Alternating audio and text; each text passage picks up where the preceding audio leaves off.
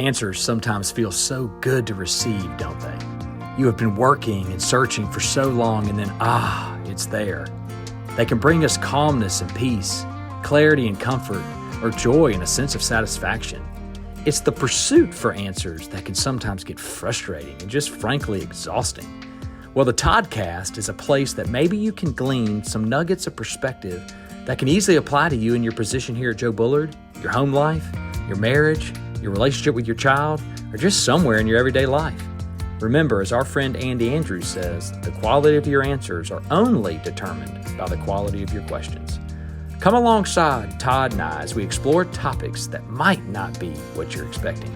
Let's get started. Welcome back to the Toddcast. It is a place where we hit Todd with questions he has no idea that are coming. So let's get started and jump right in. Todd, thanks for being here. Yes, sir. Thanks for having me.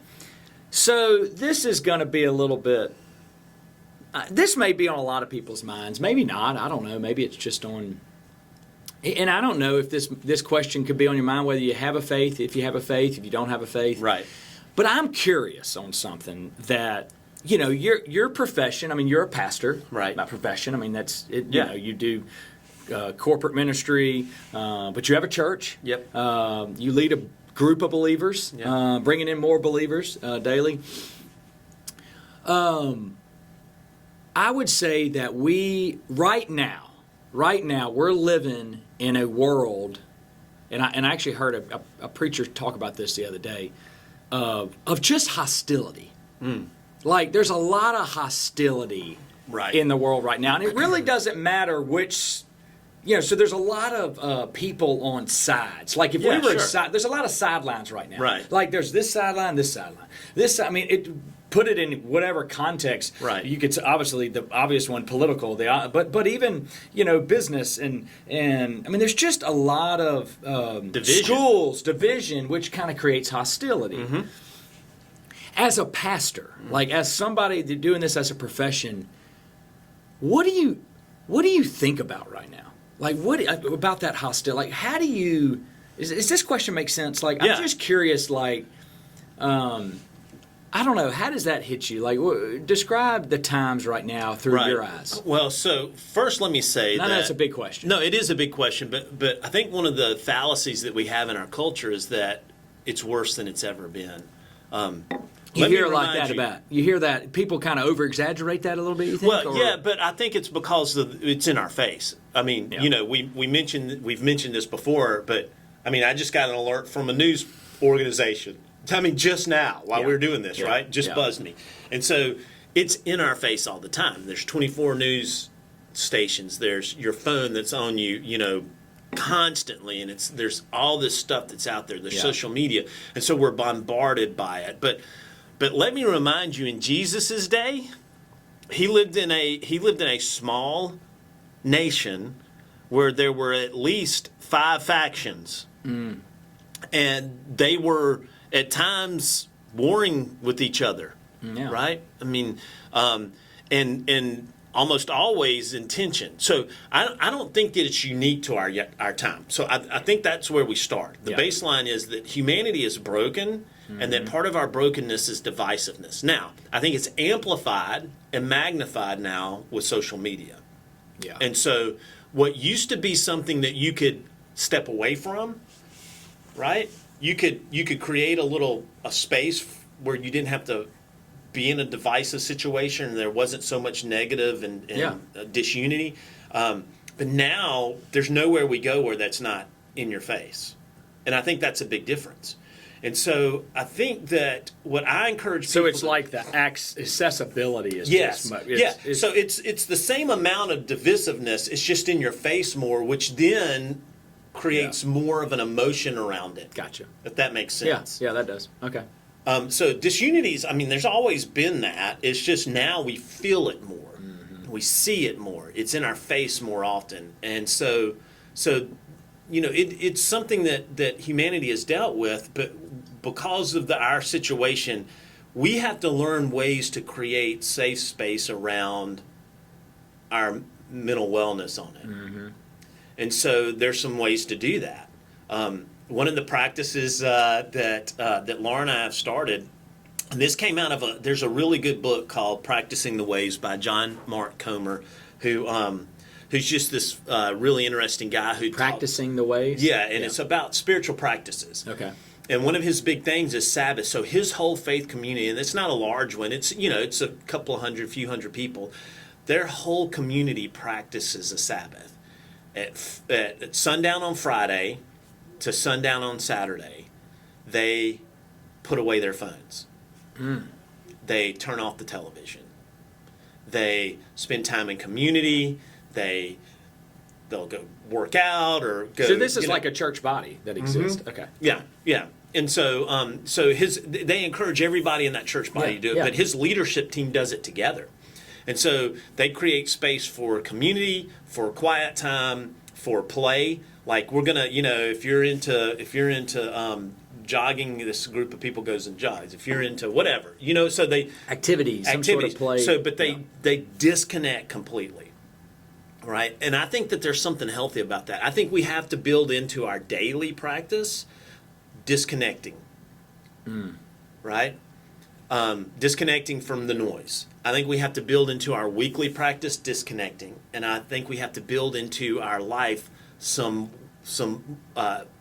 longer sessions of disconnecting. Has there been any proof out of that Sabbath time with John Mark Comer? Have they said like what it's done? Or, oh yeah, I mean I'm sure it's. I mean, he talks about it in his book and in his videos that it has been life changing for him. You and Laura have instituted that? Yes, we've been doing that, and so we do Friday night to Saturday night. So sundown on Friday to Saturday sundown. And we might read books, we might go to the park, we might, but it's just, let's put everything aside. Now, getting back to where the original question, what that does is it hits reset on all that, right? Mm-hmm. You turn off the noise. And during that time, obviously no social media. Yeah, right. Right. So during that time, when you create space daily, weekly, and like a week, a year, where you're just disconnected, what it does is it hits reset, and all that noise goes away, and you can in those moments pray for the divisiveness that's in you, the disunity that's in you, the things the anger that wells up in you about the other side, or the other side, and so that's one practice. I think the other thing is when you start to feel, because you know how this is. If I asked you what are the physical reactions you have when you're angry at the other side, you could probably list a few of them, right? I mean, you feel your blood pressure get up, you feel that, you can feel anger in your body. And so when you start to feel that, stop and physically remove yourself from whatever it is. If you're sitting on the couch, go outside. If you're sitting at your cubicle, get up and walk around. Whatever it is, put your phone down. When you start to feel that, step away from it physically, and then just create a moment of, we talked about breath work, do a couple of deep breaths, and then center on God or something positive. And if we could learn to begin to put our mind on positive things instead of what makes us different or why we're angry at the other side, then it will settle us down. But then the other thing is we have to quit dehumanizing people we disagree with and start humanizing them. What do you mean by that? Well, I'll give you an example. Just yesterday, Charlie Kirk's widow stood up in front of hundreds of thousands of people and said, "I forgive the young man the shooter that killed my husband," because that's what Christ would have done. And we have to get to that place where we see the other person as a person, not as a political activist or not as a other side, but as a human being that God created. And so when we have that mindset, and Jesus did this beautifully too, right? I mean, he confronted people, but he still loved them. And so we have to find ways to, when we begin to feel that anger and that rage or that resentment or whatever it is that we want to yell at someone else, we need to stop, calm down, settle ourselves, and then begin to look at that person as a human and think about positive things, not the negative stuff. That's really good. And part of it, just thinking about just a Sabbath day, Friday night to Saturday night or whenever, I mean, obviously for most people, And some people may be watching this going like, that's totally unreasonable, Todd. Oh, that's, sure. That's. But I mean, for most people, it's going to have to be on a weekend to a degree because of work or obligations there. But I know there's probably parents going, well, we got sport. I mean, there's just a lot of things. There's a lot of things. What's one thing since you've been doing it that you can speak to how's it gone? It's totally changed. It's totally changed my. So I used to come out of the weekend almost feeling drained. But Sunday's work day for you. Well, Sunday's a work day for me, and Saturday was all the way. We got to get this done, and we got to do this around the house. We got to do this, and so it was taking another load of work and dumping it all in a day and a half. And so what it's done is it's created this kind of just this zone for me to rest and to slow down. Now, what I tell people is if you don't have a day, you have 3 hours. What's that mean?